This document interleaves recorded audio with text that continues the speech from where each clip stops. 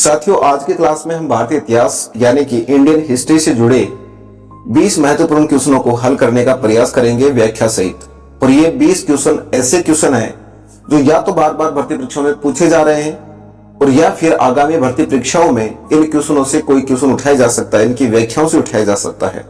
तो चलिए शुरू करते हैं। और पहला क्वेश्चन आपके सामने ये रहा। क्वेश्चन नंबर 1, सम्राट अशोक का यह कथन है कि सभी मनुष्य मेरी संतान है, निम्नलिखित में से किस अभिलेख में मिलता है? ये कथन किस अभिलेख में मिलता है? क्वेश्चन ये पूछा गया है। ऑप्शन ए आपके सामने प्रथम पृथक शिलालेख, बी पांचवा शिलालेख, सी द्वितीय पृथक शिलालेख या फिर डी छठा शिलालेख।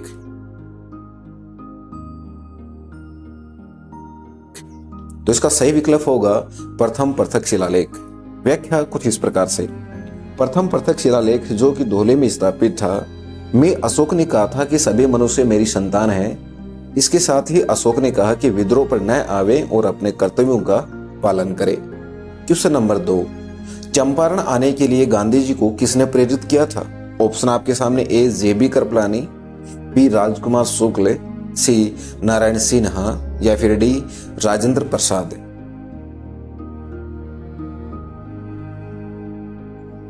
इसका सही विकल्प होगा राजकुमार शुक्ल। व्याख्या कुछ इस प्रकार से। चंपारण किसान आंदोलन 1917। राजकुमार शुक्ल ने गांधी जी को चंपारण यानी कि बिहार आने के लिए प्रेरित किया। यहाँ यूरोपीय नील उत्पादों के विरुद्ध गांधी जी के नेतृत्व में किसानों के द्वारा अहिंसात्मक आंदोलन चलाया गया। नील की खेती में 3 कठिया पद्धति यानी कि 3/20 भाग पद्धति से खेती करनी पड़ती थी।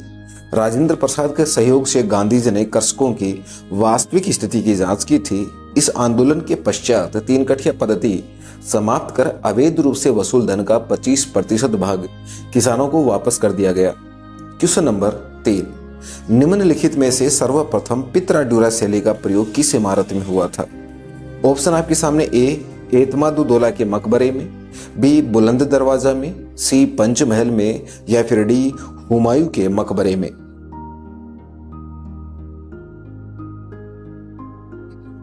तो इसका सही विकल्प होगा एतमादुद्दौला के मकबरे में। व्याख्या कुछ इस प्रकार से। मुगल काल में सर्वप्रथम पित्रा शैली का प्रयोग नूरजहां ने अपने पिता एतमादुद्दौला के मकबरे में करवाया था। एतमादुद्दौला का मकबरा आगरा में स्थित है और यह 1626 ईस्वी में बनवाया था। क्वेश्चन नंबर 4, निम्नलिखित में से किस आंदोलन से अरुणा असफ अली जुड़ी हुई थी? ऑप्शन आपके सामने ए क्षय विनय अभिज्ञा आंदोलन, बी भारतीय छोड़ो आंदोलन, सी व्यक्तिक सत्याग्रह या फिर डी असहयोग आंदोलन। तो इसका सही विकल्प होगा भारतीय छोड़ो आंदोलन।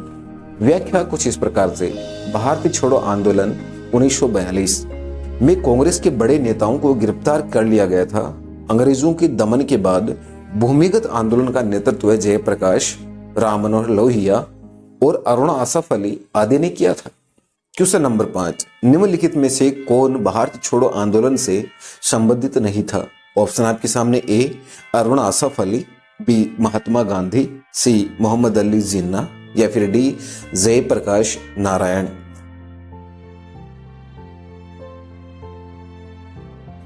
तो इसका सही विकल्प होगा मोहम्मद अली जिन्ना। व्याख्या कुछ इस प्रकार से।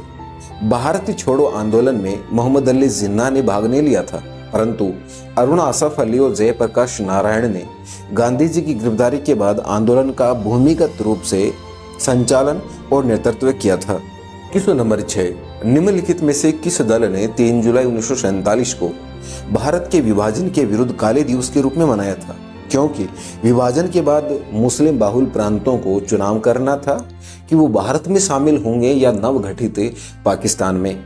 ऑप्शन आपके सामने A Hindu Mahasabha, B Communist Party of India, C Bharatiya Rashtriya Congress या फिर डी फॉरवर्ड ब्लॉक।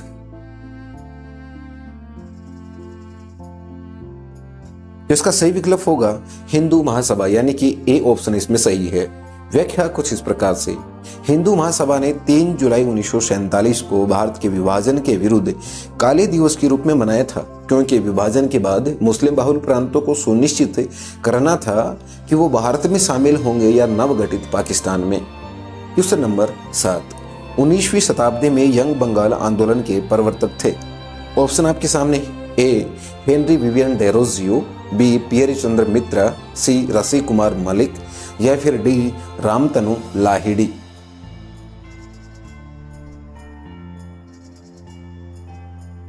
तो इसका सही विकल्प होगा हेनरी विवियन डेरोजियो।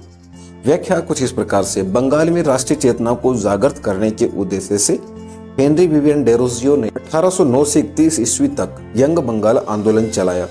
डेरोजियो ने बंगाल के नवयुवकों को आधुनिक तर्क बुद्धिवार, समानता, स्वतंत्रता जैसी बातों के बारे में जानकारी दी। क्वेश्चन नंबर 8, जलियांवाला बाग हत्याकांड की जांच के लिए बनाई गई समिति का क्या नाम था? ऑप्शन आपके सामने, A Hunter Commission, B Simon Commission, C Linlithgow Commission या फिर डी रेमांड कमीशन।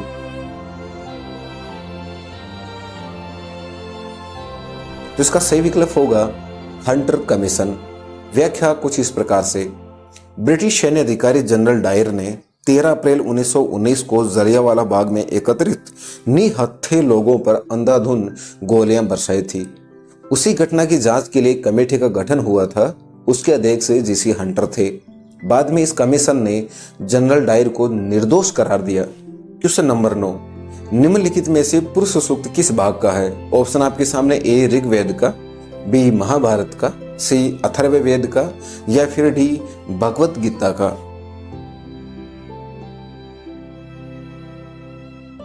तो इसका सही विकल्प होगा ऋग्वेद, यानी कि ए विकल्प इसमें सही है। व्याख्या कुछ इस प्रकार से, पुरुष सूक्त ऋग्वेद का भाग है। ऋग्वेद के पुरुष सूक्त में वर्ण व्यवस्था का उल्लेख है।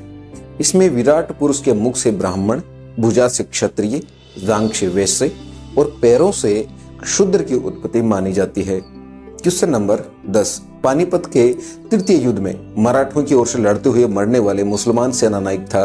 Option A Ibrahim Khan Gardi, B Najibuddaula, C Muzaffar Hussain या फिर डी दोस्त मोहम्मद रुहेला।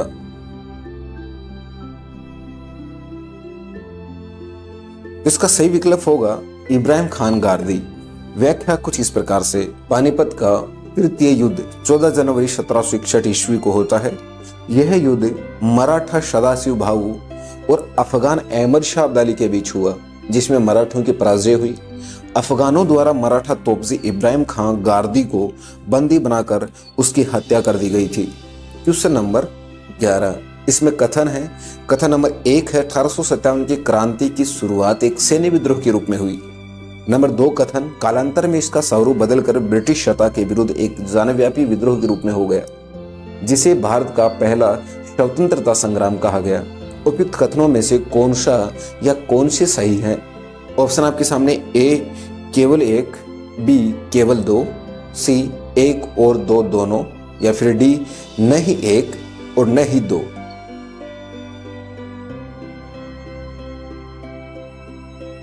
तो इसका सही विकल्प होगा 1 और 2 दोनों कथन सही हैं। व्याख्या कुछ इस प्रकार से, 1857 के विद्रोह का तात्कालिक कारण चर्बी लगी कारतूसों की वजह से हुआ और प्रारंभ में यह एक सैन्य विद्रोह ही था, परंतु कालांतर में ब्रिटिश सरकार की गैर कानूनी नीतियों और शोषण से समाज के सभी वर्गों जैसे कि मजदूर, किसान, शिक्षक, वकील, महिलाओं आदि के प्रयासों से यह जनव्यापी विद्रोह बन गया था। क्वेश्चन नंबर 12, भारतीय राष्ट्रीय कांग्रेस एवं मुस्लिम लीग के बीच प्रसिद्ध लखनऊ समझौता हस्ताक्षरित हुआ था। ऑप्शन आपके सामने, ए 1912 ईस्वी में, बी 1914 ईस्वी में, सी 1916 ईस्वी में या फिर डी 1918 ईस्वी में। तो इसका सही विकल्प होगा सी, यानी कि 1916 ईस्वी में प्रसिद्ध लखनऊ समझौता हस्ताक्षरित होता है राष्ट्रीय कांग्रेस और मुस्लिम लीग के बीच। व्याख्या कुछ इस प्रकार से, भारत में संवैधानिक सुधारों के लिए एकीकृत योजना बनाई जा सके, इसके लिए सन 1916 ईस्वी में कांग्रेस एवं मुस्लिम लीग के मध्य एक समझौता होता है। इसमें कांग्रेस द्वारा मुसलमानों के लिए प्रथम बार पृथक निर्वाचक मंडल की मांग को स्वीकार कर लिया गया था। लखनऊ अधिवेशन की अध्यक्षता अंबिका चरण मजूमदार ने की थी। क्वेश्चन नंबर 13, वर्ष 1905 में सर्वेंट्स ऑफ इंडिया सोसाइटी की स्थापना कहाँ हुई थी?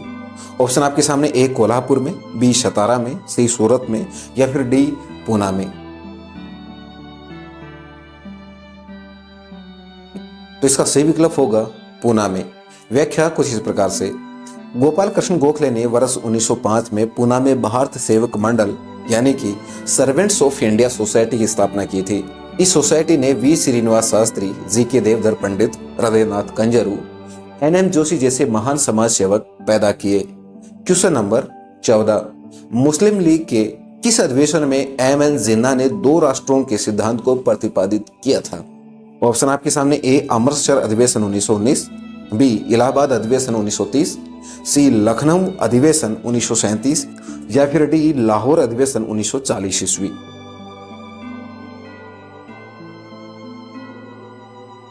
तो इसका सही विकल्प होगा लाहौर अधिवेशन 1940 ईस्वी, यानी कि डी ऑप्शन इसमें सही है। व्याख्या कुछ इस प्रकार से। मुस्लिम लीग के लाहौर अधिवेशन सन 1940 में मोहम्मद अली जिन्ना के द्विराष्ट्र सिद्धांत को मान्यता दी गई। इस अधिवेशन में प्रथम मुस्लिम राज्य के निर्माण प्रस्ताव में पाकिस्तान शब्द का उल्लेख नहीं था। क्वेश्चन नंबर 15, सूची फर्स्ट को सूची सेकंड के साथ सुमेलित कीजिए। आपके सामने ए ऑप्शन है, उसके सामने है मॉन्टेग्यू यानी कि अगस्त घोषणा मॉन्टेग्यू, बी अगस्त प्रस्ताव लॉर्ड लिलिथगो, सी अगस्त संकल्प एम जिन्ना या फिर डी प्रत्यक्ष कार्यवाही महात्मा गांधी।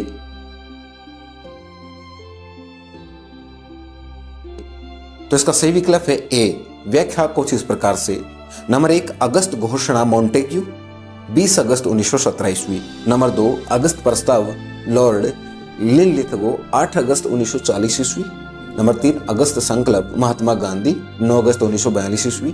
नंबर 4 प्रत्यक्ष कार्यवाही मोहम्मद अली जिन्ना 16 अगस्त 1946। क्वेश्चन नंबर 16, निम्नलिखित में से वर्ष 1947 में भारत के विभाजन का कारण था? ऑप्शन आपके सामने। ए सांप्रदायिक शक्तियों की विजय, बी कांग्रेस की नीतियों की विफलता, सी अंग्रेजों की फूट डालो राज करो की नीति या फिर डी उपयुक्त सभी।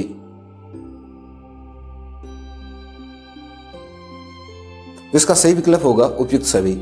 व्याख्या कुछ इस प्रकार से। सांप्रदायिक शक्तियों की विजय, कांग्रेस की नीतियों की विफलता, अंग्रेजों की फूट डालो राज करो की नीति आदि कारणों से माउंटबेटन योजना के अंतर्गत 15 अगस्त 1947 को भारत का विभाजन भारत और पाकिस्तान के रूप में 2 स्वतंत्र राष्ट्रों में हुआ। क्वेश्चन नंबर 17, निम्नलिखित में से जिस वेद की रचना गद एवं पद दोनों में की गई है उसका नाम है? ऑप्शन आपके सामने। ए ऋग्वेद, बी सामवेद, सी यजुर्वेद या फिर डी अथर्ववेद।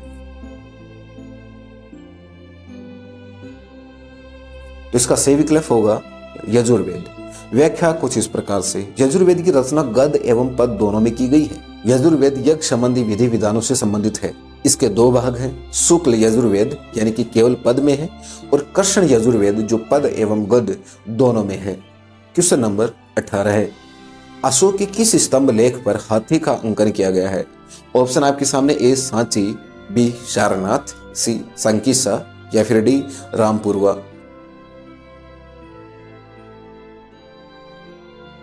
तो इसका सही विकल्प होगा संकिसा। व्याख्या कुछ इस प्रकार से। मौर्य शासक सम्राट अशोक के बिहार के चंपारण में स्थित लोरिया नंदनगढ़ स्तंभ अभिलेख पर मोर का चित्र वर्णित है जो मौर्य या मौर्य वंश को इंगित करता है। अशोक के कुल 7 स्तंभ लेख विभिन्न 6 जगहों से मिले हैं। क्वेश्चन नंबर 19, भारत में महलवाड़ी भू राजस्व व्यवस्था की शुरुआत किसने की थी? ऑप्शन आपके सामने। A lord Cornwallis, B Warren Hastings, C Holt Mackenzie या फिर डी टॉमस मुनरो।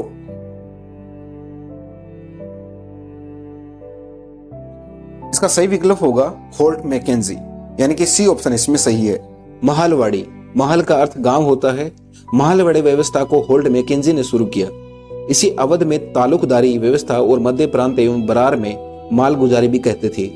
यह व्यवस्था उत्तर पश्चिम प्रांत अवध तथा पंजाब के कुछ हिस्सों में लागू थी। इसके अंतर्गत ब्रिटिश भारत का 30% भाग शामिल था। क्वेश्चन नंबर 20, किसने हाथ से बुने हुए खादी के वस्त्र पहनकर शाही दरबार में भाग लिया था? ऑप्शन आपके सामने। ए गणेश वासुदेव जोशी, बी एम.जी. रानाडे, सी रविंद्रनाथ टैगोर या फिर डी बालेंद्रनाथ टैगोर।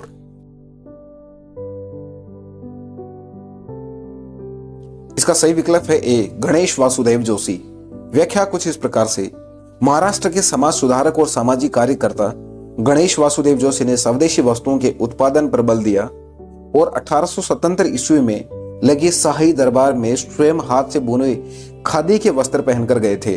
प्रिय साथियों, यदि वीडियो पसंद आया तो लाइक करें, चैनल सब्सक्राइब करें और अपने दोस्तों के साथ शेयर भी करें। मिलते हैं अगले क्लास में, तब तक के लिए जय हिंद, जय भारत।